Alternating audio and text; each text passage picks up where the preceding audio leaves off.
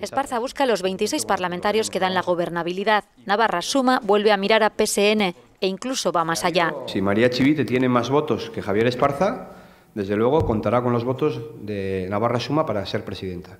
Y si María Chivite tiene menos votos que Javier Esparza, espero que Javier Esparza cuente con los votos de María Chivite para presidir esta comunidad. Yo, si el Partido Socialista de Navarra tiene más votos, desde ahora ya adelanto que tendrá nuestros votos para gobernar esta comunidad y que en Navarra haya un gobierno constitucionalista. Con los votos que no cuenta, ha insistido, es con los de Vox y asegura que no ha hablado con ninguno de sus dirigentes para saber si se presentarán a las elecciones. Primero, no sé si va a estar o no va a estar, por mucho que haya dicho.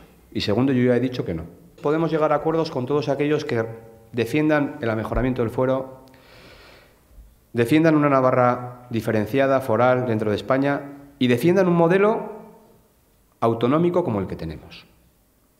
Y aquellos que lo que quieren es que Navarra sea una provincia española más, pues desde luego no llegarán a un acuerdo con nosotros. Y en este sentido asegura que con Ciudadanos no está en peligro el régimen foral de Navarra. El presidente de Ciudadanos ha firmado un acuerdo con nosotros que dice que respeta el régimen foral, el convenio económico, los derechos históricos del antiguo Reino de Navarra.